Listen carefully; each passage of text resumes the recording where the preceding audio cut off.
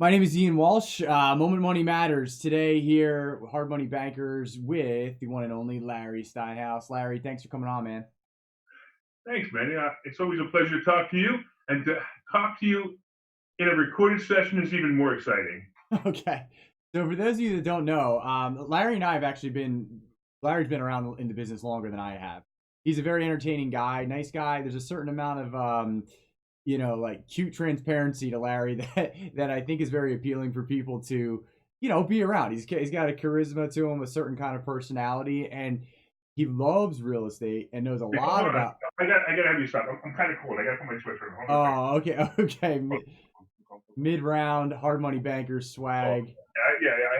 I'm cold, so So this is a sweatshirt that around my office. Whenever I'm cold, I have to put it on. I love it. But, Yeah. and it's the only thing I wear that's not one of my fancy jackets. Okay. Oh yeah. Do you have any of those handy that we could show the audience?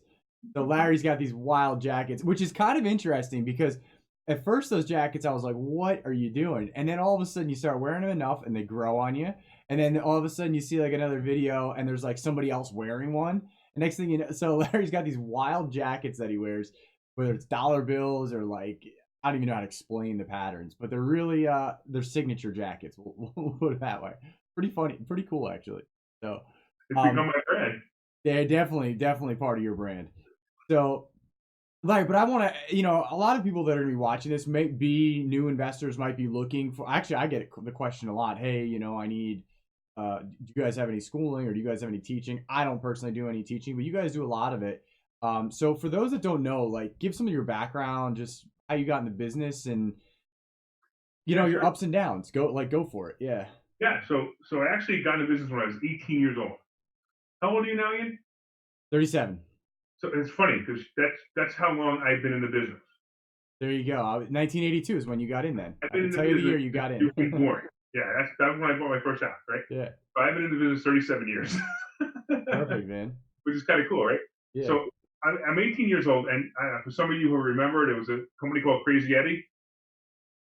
It's No. funny. I know it's funny. Like, I'm not with you people there. used to say, "Oh yeah," but now like, who the hell is that? This company Yeah. called Crazy Eddie used to be an electronic retailer, Okay. and it was an amazing company. But I was a technician there. I used to repair the VCRs, if you remember what a VCR is, Sure, the sure. I TVs do. when they, yeah, exactly, right, and cassette decks and 8-track decks, and half your audience has no idea what I'm talking about, which is kind of Mm-hmm. neat.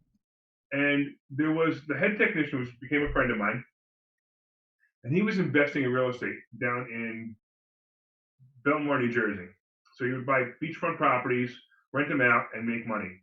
And I found this intriguing. And I said, so how do you do it? He goes, I just go find a property, I buy it, I rent it. So I'm 18 years old. I find a two-family house. Actually, what really happened was I was, thinking about it. And I'm 18 years old, and I'm at the gym one day, and I'm on a bicycle. You remember the stationary bicycles? They still Sure. have them. And at the time, I needed something to do. So when you're on a bicycle, you always need something to do. You want to read something. I have nothing with me to read. I go to the front of the building, and they have these real estate magazines. Some of you have seen them. Some of you will never see them. They're real estate magazines, and I'm flipping through the pages. And I'm living in a place near Princeton, New Jersey. And I'm flipping through this magazine, and I find this two-family house listed for $26,500. Remember, this is 1983. So 26,500 would probably be something like 150, 170,000 now in Sure. that range, right? Just to give you an idea. So $26,500, and I call the agent who has the listing, and she says it's in Easton, Pennsylvania. Now I have no idea that Easton, Pennsylvania is an hour and a half from Princeton, but I agree to meet her. She shows me three houses. I happen to like the one she advertised, and I go, I'll take it. Now at the time, I'm making $5 an hour. Now understand that $5 an hour was more than minimum wage at that time. So I'm making $5 an hour, and she says to me, "Great." She sort of writes up the contract. She goes, "I need a $500 deposit," and I go, "I don't have $500." And she goes, "Well, do you have $100?" Well, I was too embarrassed to tell her that I didn't have $100, so I wrote her a check for $100, and I went home to try to make that check good. Now, at the time, right? At the time, I needed to come up with about $3,600 to buy the property, after the loan. So I'm trying to figure out how to come up with $3,600. So I have to tell you a funny story. I close on the property, and then I find this book called No Money Down by Robert Allen. Some Mm-hmm. of you are Some of your people may remember the book. So he wrote the book called No Money Down, and I start reading this book, and I go, wow, that's what I just did. I bought the house just the way he described it. Making a long story short, it was mostly with credit cards. Hmm. I buy this house, and then I make the first biggest mistake of my real estate career, and I sell that house a year later for 50% profit. And everybody's going, what? Why is that a mistake, right? Yeah. Why is that a mistake? And I said, well, I'll tell you why it's a mistake. Because right now that house will probably be worth 175 to 200,000, maybe more. It would have obviously been paid off. At the time, I had a $200 a month positive cash flow on rents that were like 250 and 275. So you can imagine what the cash flow would be now. It would be just an amazing, amazing amount of cash flow, an amazing buy and hold opportunity. I just didn't know any better. I just thought it was really cool to buy a property and sell it for 50% profit. And we all have those moments, like you look back and you go, holy cow, if I held on to that, or holy cow, if I did that. Oh, I do that every day for stock market. Live and learn, right? Yeah, stock market, live and learn. Right? So, right. So, okay. So fast forward now you're in the game. I mean, the Larry I know now, you had another hard lesson at the turn of the market, but the Larry I know now is very savvy, very aware. And it's like, the one thing I look at with your investor schooling is like, you're just going to get up there and speak about, this is all the stuff I did wrong. Don't do this. Right. Just fast forward everything you know and get to hear. So what are like some of the big things you get into with your investor schooling that you're like, hey guys, red flag when this happens, do it this way, or give some of the stuff that you've run up through over the years that you can pass along to your students that you do. Yeah. So one of the biggest mistakes that people make is they get too emotionally involved in the deal, and you probably see this as a lender where somebody says, hey, yeah, right. Where somebody says, this property's great. It's $100,000. It's great. It's the greatest deal I've ever seen. It's the only deal I've ever seen. I'm sorry. It's the greatest deal I've ever seen. And so can you lend me money on it? And then you do an appraisal, or even a desktop appraisal, which I know you're famous for, and you tell him it's only worth 80. He's like, but I don't care. I'm going to make it worth more because I'm going to build this, and I'm going to do this, and I'm going to do this, and I'm going to do this. Don't get emotionally involved in the deal. The numbers either work or they don't work. If they don't work, move on. I mean, at this point, it's funny because I know how you operate. You pretty much operate with the computer, and I do the same thing. I can talk to somebody on the phone, never see their property, and I can tell you exactly how much the maximum offer is going to be before I even see the property. Yep. When I go see the property, the only likelihood is that I'm going to offer less than that maximum offer because there's something I didn't take into consideration, like the basement has 4 inches of water in it, and it's always like that. Yep. And I just didn't take that into consideration yet. But typically, it doesn't matter if the kitchen's new or old. It doesn't matter if the bathroom's new or old. I can run the comps, and I can easily see that this property is really worth this much money, and that's all it's worth. And then if they don't like it, then fine. I walk away and say, thanks. There are times when people call me up. Like, I'll get a phone call. Hi, this is Mr. Smith. You were at my house last week, and you offered me $50,000 for my property. Is that still a good offer? And I'll say, what house was that again? Oh yeah. Oh sure. Because I've seen so many houses. I get that every day. Somebody calls up and says, hey, we were talking about the deal on Pierce Street. I'm like, which one of the 5 houses are we talking about on Pierce Street that I spoke about? Exactly. And you mentioned something earlier that you said, which was really interesting. Which was, you said, oh, they get emotionally attached. This is the deal you have to get. This is also the only deal you've ever seen.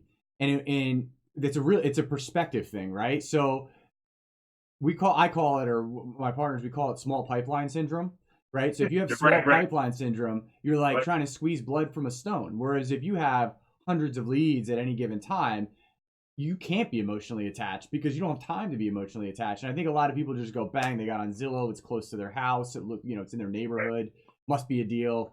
And then they start going, maybe I could pay a little bit extra for this, and then I can cut construction a little bit here. Next thing you know, you're taking your margin and going like this, and you're toast. And then, but not being emotionally attached is a huge one. But is I can tell right away when I'm talking to a savvy investor versus somebody that's going to be new, simply based on what you just said. I can tell it's a huge red flag from a lender's perspective. But something you obviously teach your students is like, it's just a widget. Like, don't get it. You're not emotionally attached to the widget. You're not living in this thing. You're not building memories in it. You're trying to build your bank account with it. So, So what else do you guys get into? Yeah, and it's the same thing with ARVs, right? Yep. And this is, it drives me crazy. Where I have a student come to me and they go, "Oh yeah, the ARVs. the ARV is 425,000. I go, how'd you figure that out? He goes, well, one house down the block sold for 425,000. Well, how much did the other houses sell for? What was the difference? That one sold for 425. That one sold for 425, but every other house in the block sold for 320. Yep. I'm sorry, but that's not a comp. That's No. an anomaly. Yeah. Forget it. Take it out of your list. Now do your comps at 320. Does the numbers still work? And if you do that, I mean, I just had this the other day where I had to do the same exact thing. 465. Remember? Oh yeah, we can get 465. I go, how do you think you can get 465 for it? Do the comps. I do the comps. I go, listen, this house at absolute best, I mean, if you make it beautiful, will be 390 and it'll be 365 guaranteed sale. So do your math at 365. Anything you get over 365 is just a bonus. Yeah, that's a great way to do it. Like, I look at it and say, people are very eager to lose money in this business, and they don't know it. And it's just like you said, like that person would have made a decision and saying this is going to be worth 465, but you're not doing your due diligence of how to analyze a deal. And right. I always say in this business, one of the best skill sets you can have, whether you're no matter what part you're doing, lending, wholesaling, flipping, is the skill set of analyzing a deal. Is I didn't realize until years later how important that is. That's when people are wholesaling and stuff. I'm like, you're learning a skill set that's you're gonna keep for the rest of your life. Because that same guy, if he let's say he didn't come to you, let's say he went to his mom or dad and got their retirement fund and bought that with the anticipation of 465, he probably just lost $100,000 out of his parents' retirement fund if he operates correctly and doesn't lose the house to begin with. So people are very eager to lose money in this business, and they need, I always get a question, which is, do you recommend schooling or do you recommend paying for schooling? And I'm like, look, you're going to get out of it whatever you're capable of putting in and then taking that information. Like there's a lot of schools around that have good information. Right. It's not, it's not you. It's not what Larry, the magic wand that Larry's going to wave. It's what are you going to take away from that schooling? So your schooling information is fantastic, but how do you apply that when you walk out of there? It could be worth $3,000. It could be worth $40,000 to you. It could be worth $100,000 to pay that tuition to be in there if you know how to implement that information correctly. So I would never. Like people say, oh, I don't want to pay money to quote unquote gurus. I'm like, you're crazy. If you're going to apply the information, most of them will have pretty good information sitting in that classroom, and it's probably worth your time.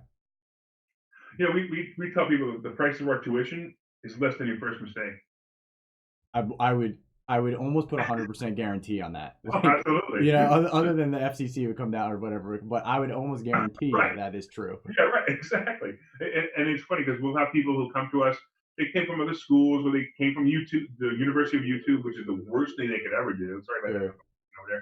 But, hold on a second. University of YouTube, and that's a disaster. University of YouTube, because what happens is they're going to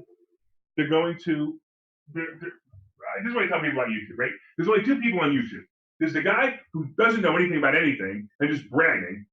Definitely don't listen to that guy. And the other kind of guy is the guy who literally has a product that he wants to sell you, and he's leaving out the most important pieces of information so he can sell you the product. At least listen to the second one. Yeah, that's true. Because at least there's something of value there, right? You just don't know it yet, right? Right, exactly. That is true. That is pretty much all of YouTube. Absolutely. Yeah. So what are you guys pushing right now? I've seen pictures online on Facebook and stuff. You guys have very full classes of people in there. Yeah.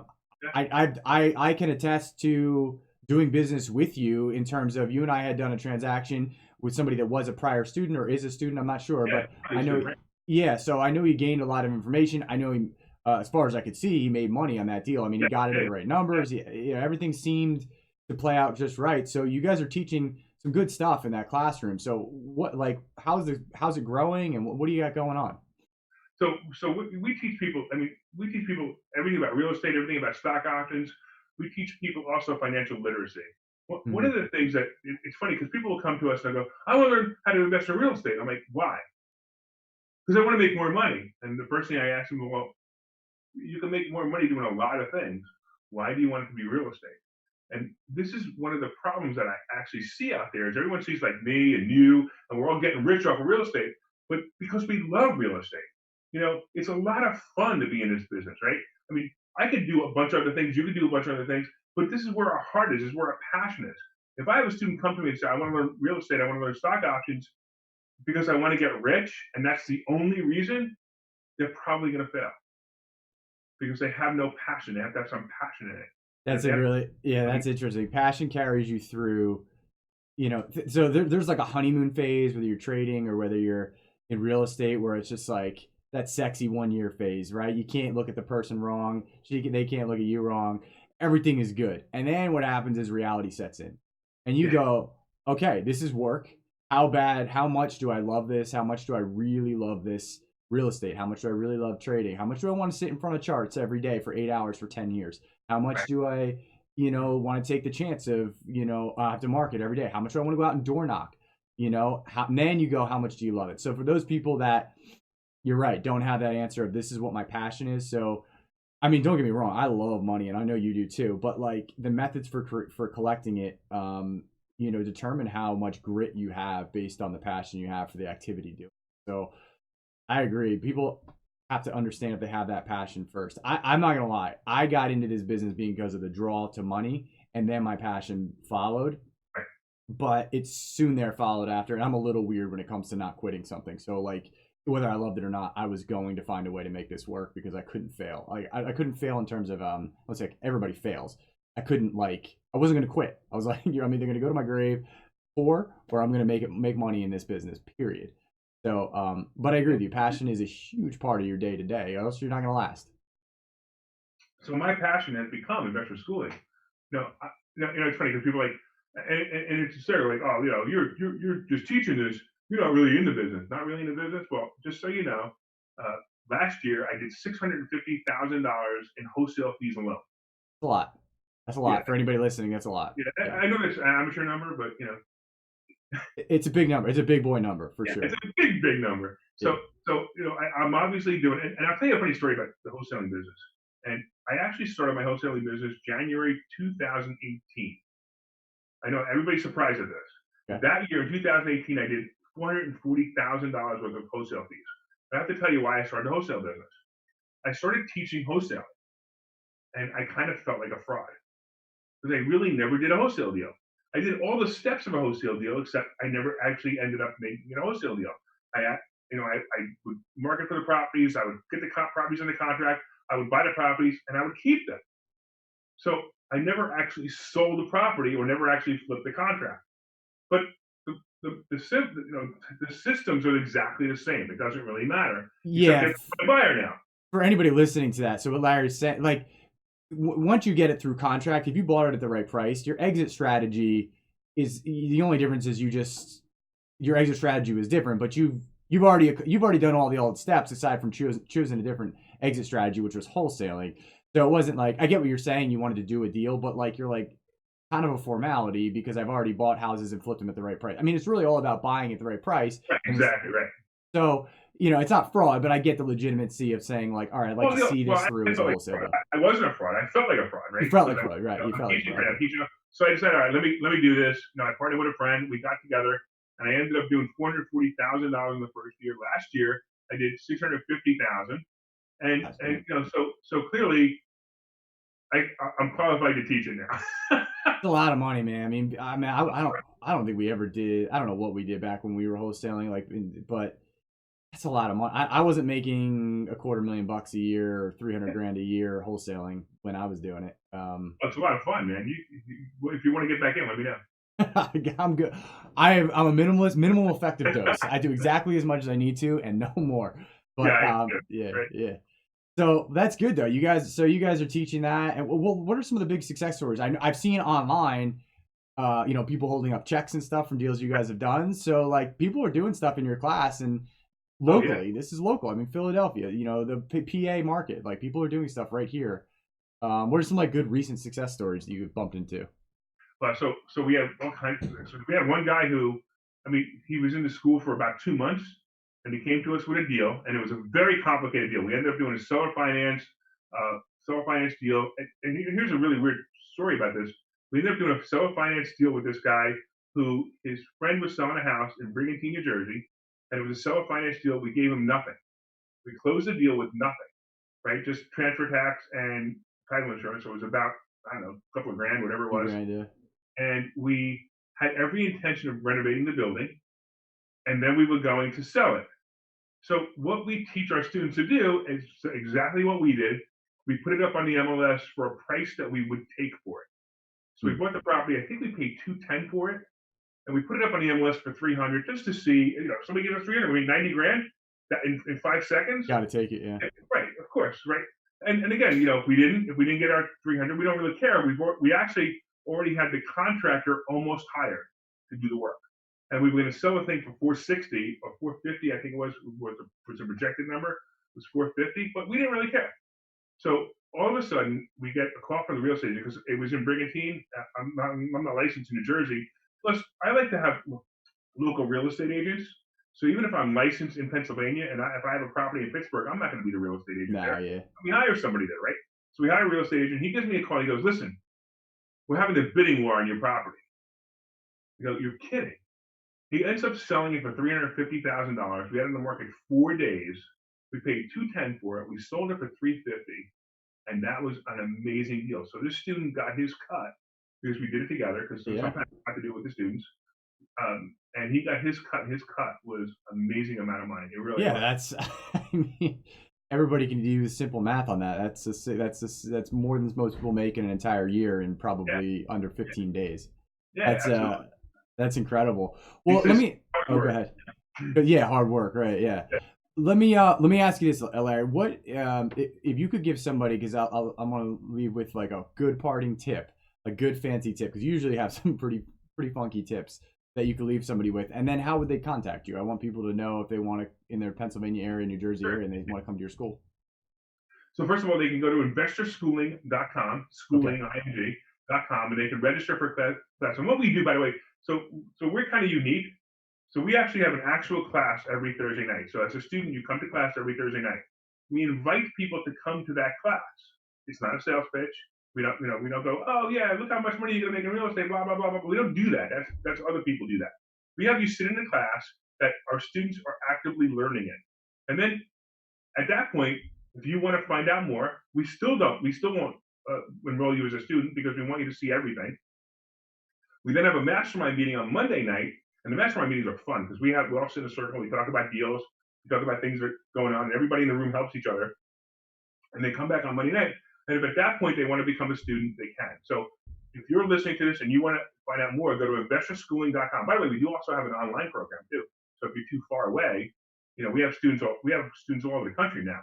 Nice. So yeah, it's really pretty neat. So we have an online program for that too. So if you click that you're too far away, something about the online, I can't remember what the button says, but click it, and somebody will contact you, and then we can tell you about the school and how the online program works. But they'll come Thursday night. They can register at investorschooling.com. They can also call if you have any questions. You can call me at 267-486-1500, 267-486-1500 if you have any questions, and we'll tell you all about investor schooling. Now, what did you ask me? You asked me something about tips, right? Yeah, give a really good tip that you could think of recently that applies maybe to somebody. Be like, I never thought of that. I know you have them. I'm going to say there's so many of them that I'm actually like struggling to come up with one particular one. I mean, I could be self-serving and say get education. True. You do that. What about give me like a good like no money down move, or tell everybody how much in credit cards you keep on you. Oh yeah, okay. Yeah, okay. I'll tell you what. Here's a really good tip, right? So how many inquiries? Let me ask you a question. If somebody had, I don't know, let's say they had 55 inquiries on their credit report. You're kind of into banking, right? If somebody had 55 inquiries on their credit report, what do you think their credit score would be? 500. Yeah, 500, right? That's what people think, right? So I will tell you that with my 55 inquiries, my credit score is 740. Magic. Banking magic. And here's the reason, because people don't know how credit scores are calculated. And once you understand how credit scores are calculated, you now learn how to use the system to your advantage. There are so many things that people are doing wrong with money, they don't even understand it. So currently, I have available to me in credit cards over $630,000 worth of credit available to me in credit cards. My goal is to get to $1 million just for fun. Why not, right? Just for fun. So I can say, look, now I have $1 million. I mean, and a couple of years ago, it was 300,000. There was 150, whatever. In business credit cards alone, I have $130,000 in business credit cards alone. So I don't even use my personal cards anymore. I only use my business credit cards. And here's a really good advantage to that. If you're getting business credit cards in your LLC or your C corp or whatever it is your business is, it doesn't show up on your personal credit report. The inquiry will show up on your personal credit report. 55 inquiries, remember? Sure. The inquiry will show up on your personal credit report, but the credit extended to that card doesn't show up on your personal credit report. So you can have a 740 credit score like I do, right? And you could have almost no, it shows that you borrowed almost no money, but you could owe 100, 200,000 on your business credit cards. Huh. It is amazing once you understand the rules and how it works. Now, I have 4 businesses. So I currently try to figure out how to get credit cards in every single one of my businesses. And Okay. it's actually, I'm telling you, it's a game to me. You can tell how much you love it. It sounds like stress to me, but you love it. No, it's no stress. It's actually fun. Yeah. I believe you. I like. Yeah. I'm not saying use the credit cards. By the way, I teach people how to buy houses with credit cards, right, Ian? True. Talked about a deal where I actually, so people needed the deposit.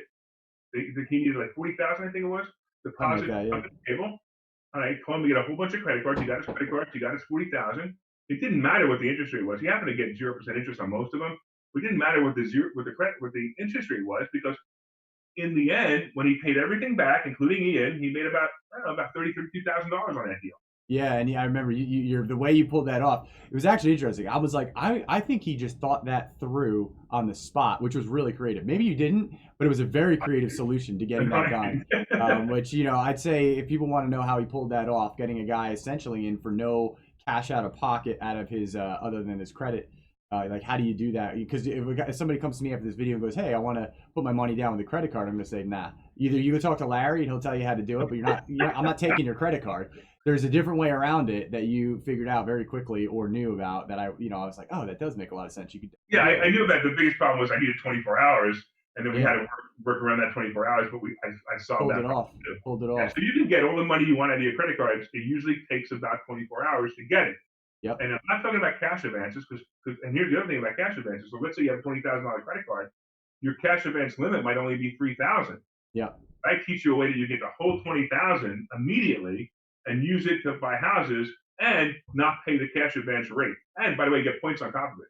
Yeah, it worked. I've been there. I've seen it. I can attest. My 2 eyes can attest. So, Larry, I appreciate it, man. And we'll be. I'm going to be putting this out. Everybody will see it, and anybody that's looking for local schooling or not local.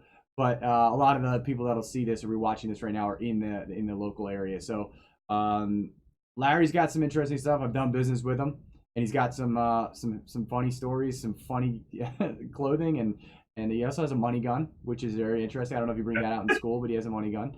So, but I appreciate it, man. Thanks for being on, and we'll connect. That's awesome, man. Thanks so much.